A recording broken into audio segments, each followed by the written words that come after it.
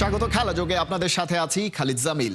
সকল জল্পনা কল্পনার অবসান ঘটিয়ে ভারতে আসছেন লিওনেল মেসি। প্রস্তুত লিওর ভারত সফরের প্রথম শহর কলকাতা। সেরে নেওয়া হয়েছে সব ধরনের মহড়া, এখন কেবল ফুটবল জাদুকরকে বরণ করে নেয়ার পালা। কলকাতা থেকে হাসান সজীবের পাঠানো রিপোর্ট।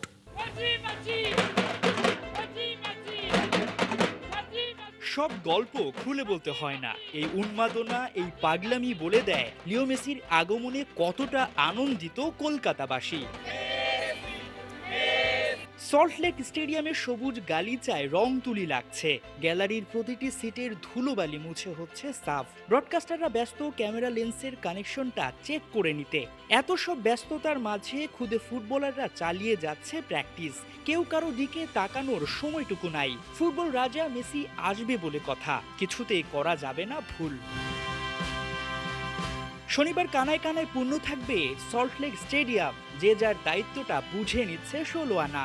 লিওর কাছে ফুটবল দীক্ষা দেওয়ার আগে কোচি কাচারা সেরে নিচ্ছে মহড়া। মেসির কাছ থেকে কি জানতে চাইবে? মেসির খেলার সময় বা অন্যান্য প্লেয়ারদের খেলার সময় চুলটা এদিক ওদিক হয় না কেন? আমার ডিবলিং স্কিলের জন্য সবাইকে শিক্ষা দিতে বলবো। সল্টলেকে মেসি থাকবেন কেবলই ঘন্টা দেড়েক। সময়টা উপভোগ করতে রাখা হয়েছে চমকপ্রদ সব আয়োজন। থাকবে বাংলা গানের নৃত্য পরিবেশন। মেসি আমাদের পশ্চিমবঙ্গে আসছে তথা কলকাতায় আসছে, তো সব থেকে বড় ঐতিহ্য রবীন্দ্রনাথ ঠাকুর, রবীন্দ্রসঙ্গীত, তো সেটাকেই আমরা প্রেজেন্ট করতে চলেছি কালকে মেসির সামনে। মেসিকে আমরা ওয়েলকাম তো অবশ্যই করব, মেসির স্পেশাল অ্যানথেম দিয়ে মেসি মেসি মেসি মেসি লা পুলগা। গোটা একটা প্রজন্মকে মেসি শিখিয়েছেন কিভাবে লড়ে যেতে হয়। অধরা বিশ্বকাপ ট্রফির গল্প তো সেটাই বলে। মেসির লড়াকুশি মনোভাব পেলে পুষে যাচ্ছে পাগলাটেই ফ্যানরা। পৃথিবীটা গোল কেন বললাম?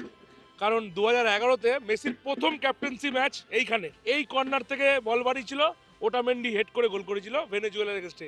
আমি বলছি আমার গুজবাম্পস হচ্ছে, সেই ম্যাচ আমি লাইভ এখান থেকে দেখেছিলাম। কি বলবো, এখন বিশ্বকাপ জয়ী ক্যাপ্টেন, আর্জেন্টিনার বুকের লোগোয় আর একটা তারা উঠেছে, থেকে বড় কিছু হতে পারে না। জীবনের সেরা টাইম কাটিয়েছি, কালকে ইভেন্টে আছি, মেসিকে দেখবো চোখের সামনে থেকে। ওইখান থেকে দেখেছিলাম, কালকে হয়তো সামনাসামনি দেখবো। মানে ভাষায় ব্যক্ত করার নেই, চোখে জলটা বলবো বাকি কথা। সল্টলেক স্টেডিয়ামের বাতাসেও যেন অপেক্ষার গন্ধ। আর মাত্র একটা রাত, তারপরই এই স্টেডিয়ামে পা রাখবেন ফুটবল ম্যাজিশিয়ান লিওনেল মেসি। আগামীকাল যখন এই সবুজ গালিচায় লিওনেল মেসির সঙ্গে হেঁটে বেড়াবেন শাহরুখ খান, তখন আবেগে, আলোয়, চিৎকারে ভেসে যাবে এই স্টেডিয়াম। হাসান সজীব, 71, কলকাতা, ইন্ডিয়া। ড্র দিয়ে মৌসুম শুরু করা বসুন্ধরা কিংসের জয় ধারা চলছে। টানা 5 জয় তুলে বাংলাদেশ ফুটবল লিগে টেবিল টপার বসুন্ধরা কিংস। সবশেষ ম্যাচে ওরা হারিয়েছে ঐতিহ্যবাহী মোহামেডানকে। ঘরের মাঠে ম্যাচের 15 মিনিটেই লিড পায় স্বাগতিক বসুন্ধরা কিংস। বাঁ প্রান্ত থেকে ফাহিমের করা দুর্দান্ত ক্রস জালে পাঠাতে ভুল করেননি রাকিব হোসেন। ম্যাচের 21 মিনিটে গোল বার বাধা হয়ে না দাঁড়ালে তখনই দ্বিতীয় লিডও পেয়ে যেত কিংস। 1-0 গোলে এগিয়ে থেকে বিরতিতে যাওয়া বসুন্ধরাকে ম্যাচের দ্বিতীয়ার্ধে কিছুটা চেপে ধরে মোহামেডান। উল্টো ম্যাচের 75 মিনিটে গোলের সম্ভাবনা তৈরি করেছিল কিউবা মিচেল, তবে দ্বিতীয় সেই গোলের আশা ম্যাচের যোগ করার সময় পূর্ণ করেছেন দরিয়েলটন। ফলে মোহামেডানের বিপক্ষে 2-0 গোলের জয় নিয়েই মাঠ ছাড়ে বসুন্ধরা কিংস। জাকের নয় ক্যাপ্টেন হিসেবে সম্মুখে পছন্দ নোয়াখালীর কোচ সুজনের। বিপিএলে নবাগত দলটাকে নিয়ে বড় স্বপ্ন এই পরীক্ষিত ওস্তাদের। সুজন বলছেন দলটা ভারসাম্যপূর্ণ, জাকের আলী হতে পারেন তার এক্স ফ্যাক্টর। ফিনিশার জাকেরকে ছন্দে ফেরাতে ইতিমধ্যেই কাজ শুরু করেছেন খালেদ মাহমুদ সুজন। সাইফুল রূপকের রিপোর্ট। নোয়াখালী সবসময় আলোচনা থাকে সোশ্যাল প্ল্যাটফর্মে, নোয়াখালী বিভাগ চায়, অনেকেই অনেক রকম মজা হয়। এখন বিপিএল অবশেষে নোয়াখালী ফ্র্যাঞ্চাইজি এসেছে, নোয়াখালী এক্সপ্রেস। নোয়াখালী এক্সপ্রেসের হেড কোচ খালেদ মাহমুদ সুজন, মানে কতটা ফ্যাসিনেশন কাজ করছে? ডেফিনেটলি একটা নতুন টিম, যেটা জিউ সেড যে নোয়াখালীর একটা উত্তাপ আছে। আমি সেটা আমার, যদিও আমি I am not in the social media, but social media শুনি অনেকের থেকে যে বেশ গরম আছে নোয়াখালী এক্সপ্রেসের সাপোর্টাররা। তা ওই দিক থেকে তো অবশ্যই বিট পাম্পড আপ। এক্স ফ্যাক্টর হতে পারে আপনার টিমে? আমি লোকাল প্লেয়ারদের জন্য ভেরি হ্যাপি। আমার সৌম্য, সোহান, সাব্বির, দীপু, জাকির, অঙ্কন, হাসান মাহমুদ। জাকির একটু অফ ফর্মে আছে, এটাই আমি ক্যাশ করতে চাই, জাকিরকে ফর্মে আনতে চাই। এবং এভাবে কি টোটকা থাকবে আপনার? না, আমি জাকিরের সাথে অলরেডি মানে ন্যাশনাল টিম চলাকালীন সময় ফোনে দু একবার কথা বলেছি। আমি বলেছি যে কিছুই পরিবর্তন হয়নি, শুধু ওর মানসিকতার পরিবর্তনটাই আমার মনে হয়, যে আমার কাছে মনে হয়েছে যে অতিরিক্ত চাপ নিয়ে নিচ্ছে। তো আমি ওকে একদম চাপ মুক্ত রাখার চেষ্টা করবো এই খেলাটাতে। আমি জানি যে জাকিরের মধ্যে যে অ্যাবিলিটি আছে, মানে আমি জানি যে ওর কতটা অ্যাবিলিটি আছে, সেটা আমি ক্যাশ করার চেষ্টা করবো ইনশাল্লাহ।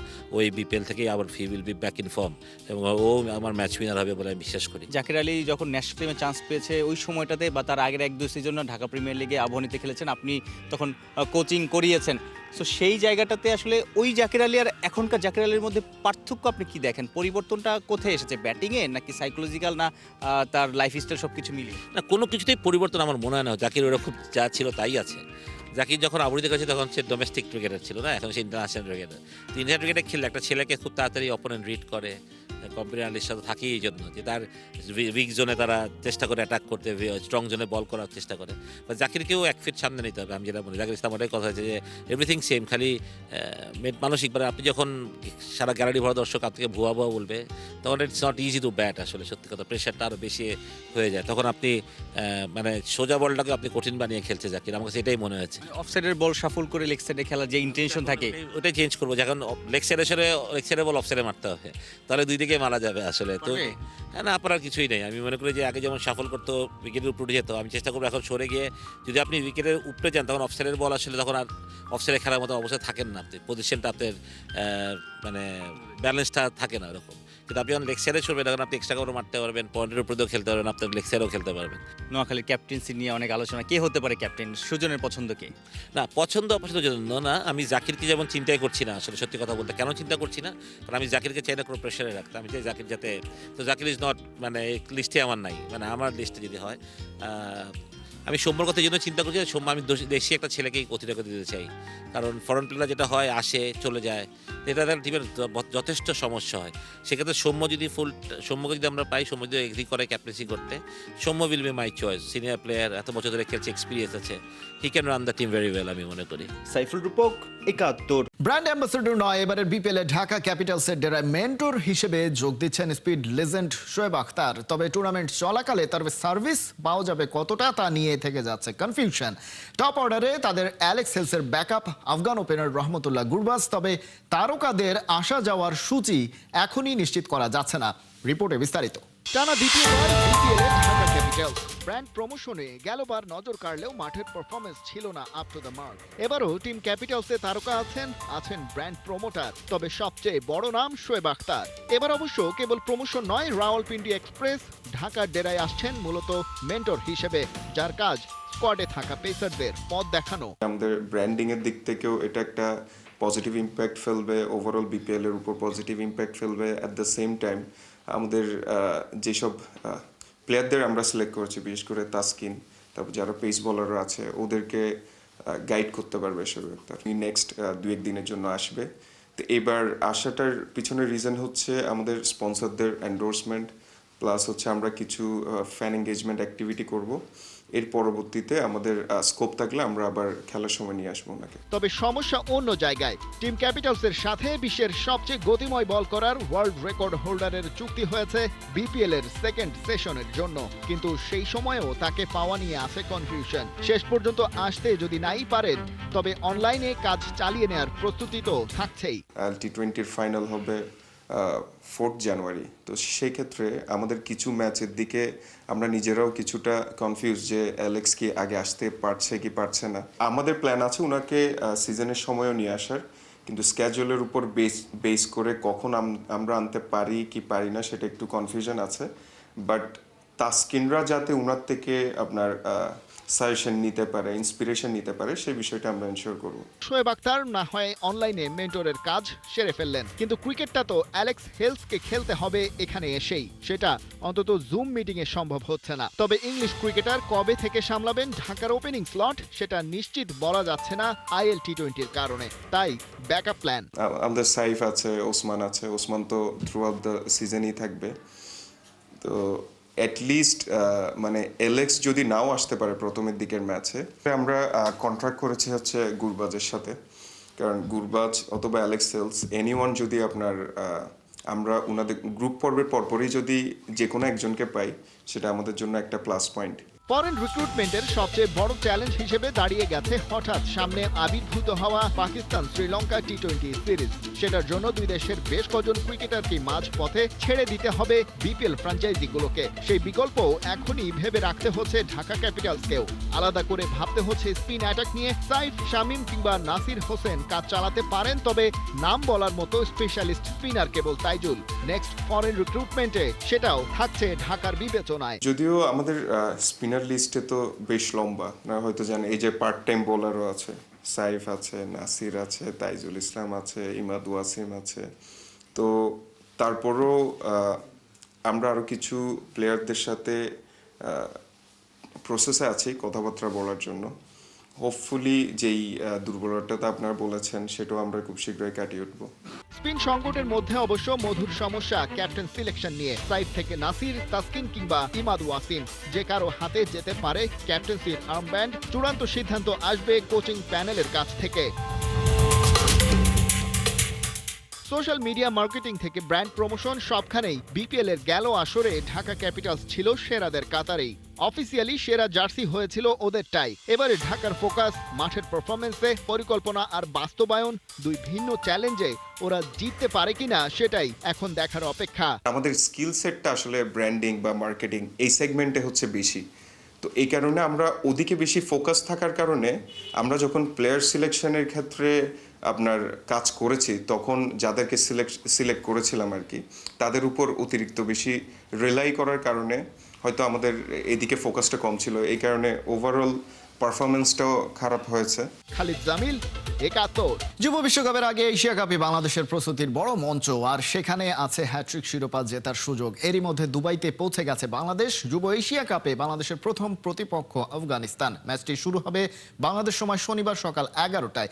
আফগানিস্তান যুবাদের বেশ ভালোই চেনা আছে আজিজুল হাকিম তামিমদের দলের। এশিয়া কাপের আগে ওদের বিপক্ষে ঘরের মাঠে 5 ম্যাচের ওয়ানডে সিরিজ খেলেছে বাংলাদেশ, যেখানে 2-2 সমতায় শেষ হয়েছে সিরিজ। তবে বড় মঞ্চে বাংলাদেশের যুবারা পরীক্ষিত পারফর্মার।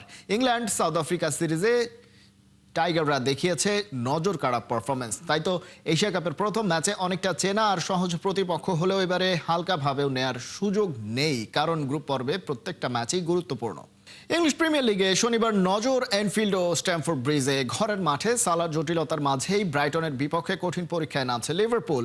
আর টানা ব্যর্থতার বৃত্ত ভাঙতে মরিয়া চেলসি মুখোমুখি হবে দুর্দান্ত ফর্মে থাকা এভারটনের। দুটি ম্যাচই শুরু হবে বাংলাদেশ সময় রাত 9টায়। আরও থাকছে জুবাইর নূরের প্রিভিউ রিপোর্টে। অ্যানফিল্ডে আবেগ, উত্তেজনা আর প্রশ্নবোধক চিহ্ন, সব আলো একদিকে মোহাম্মদ সালাহ। লিভারপুল অধ্যায় কি তবে শেষের দিকে? আর্নে স্লটের সঙ্গে দূরত্ব, ফর্মের ভাটা আর স্কোয়াডের বাইরে থাকার সিদ্ধান্ত। সালাহ নিজেও ছন্দহীন, প্রতি 90 মিনিটের শট, বক্সে টাচ, সব কিছুতেই ক্যারিয়ারের সবচেয়ে নিচের দিকে। ডিফেন্সে ফেরার পরিসংখ্যানও লিগের একেবারে তলানিতে। তবুও ইতিহাস বলে ব্রাইটনের বিপক্ষে তিনি বরাবরই ভয়ঙ্কর। 18 ম্যাচে 17 গোল অবদান। খেলবেন তো, নাকি অ্যানফিল্ডে শেষবার দেখা যাবে সালাহকে? এই প্রশ্নই ম্যাচের সবচেয়ে বড় টকিং পয়েন্ট। কিন্তু মাঠের বাস্তবতা লিভারপুলের জন্য কঠিন। শেষ 10 লিগ ম্যাচে মাত্র 2 জয়, শিরোপাধারী হয়েও টেবিলের 10-এ পড়ে থাকা। 15 ম্যাচে 24 গোল হজম। লিভারপুল যেন নিজের ছায়ার সঙ্গেই লড়ছে। 2025 সালে এখন পর্যন্ত 48 গোল হজম করা রেডদের রক্ষণভাগে বাজছে লাল সংকেত। তার উপর চোট নিষেধাজ্ঞায় নেই কোডি গাকপো, কনর ব্র্যাডলি, ডাউটে ফ্রিম্পং ও কিয়েসা। তাই মিডফিল্ডে ডমিনিক স্লোভাসলাইয়ের দিকেই তাকিয়ে লিভারপুল, যে ইন্টার মিলানের বিপক্ষে শেষ মুহূর্তের জয়ের নায়ক। অন্যদিকে ব্রাইটনও এসেছে প্রতিশোধের আগুন নিয়ে। শেষ দেখায় লিভারপুলকে 3-2 গোলে হারিয়েছিল সিগলসরা। যদিও ওয়েস্ট হ্যামের বিপক্ষে শক্তি আর ধার দুই ছিল অনুপস্থিত, তবুও টানা 2 অ্যাওয়ে ক্লিন শিট বাড়াচ্ছে আত্মবিশ্বাস। ডিসেম্বর মাসটা তাদের জন্য অভিশাপের মতো হলেও অ্যানফিল্ডে ইতিহাস বদলাতে মরিয়া ফ্যাবিয়ান হুরজেলার দল। এদিকে স্ট্যামফোর্ড ব্রিজে আরেকটি টপ 4-এর গন্ধমাখা লড়াই, চেলসি বনাম এভারটন। চেলসির জন্য ম্যাচটি মানে ঘুরে দাঁড়ানোর শেষ ডাক। ডিসেম্বর শুরু হতেই ছন্দপতন, লিডসদের কাছে হার, ব্রুনমাউথের সঙ্গে ড্র, চ্যাম্পিয়ন্স লিগে আতালান্তার কাছে হোঁচট। ঘরের মাঠে লিড নিয়েও পয়েন্ট খোয়ানোর বদনাম এবার যেন বোঝা হয়ে দাঁড়িয়েছে। চোট আর নিষেধাজ্ঞা চেলসির বড় শত্রু। কাইসেদো নেই, কোলউইল লাভিয়া, মুদ্রিক বাইরে, তবে আশার আলো কোল পামার। ব্লুদের আক্রমণের প্রাণ এই তরুণ তারকার কাঁধেই ভরসা দেখছে চেলসি।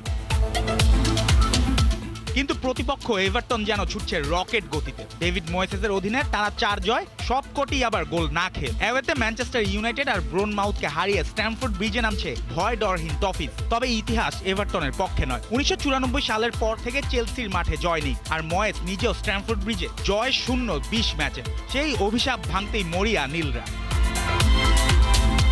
অ্যানফিল্ডে সালা ঝড় নাকি ব্রাইটনের চমক, স্ট্যামফোর্ড ব্রিজে চেলসির প্রত্যাবর্তন নাকি এভারটনের দাপট। প্রিমিয়ার লিগে রোমাঞ্চকর স্যাটারডের অপেক্ষায় ফুটবল ভক্তরা। জুবায়ের নূর, ৭১। এই ছিল এখনকার খেলা যোগে। সরাসরি সংবাদ অনুষ্ঠান দেখতে চোখ রাখুন ৭১-এর ফেসবুক পেজে এবং সাবস্ক্রাইব করুন ৭১-এর ইউটিউব চ্যানেল। ৭১-এর সাথেই থাকুন।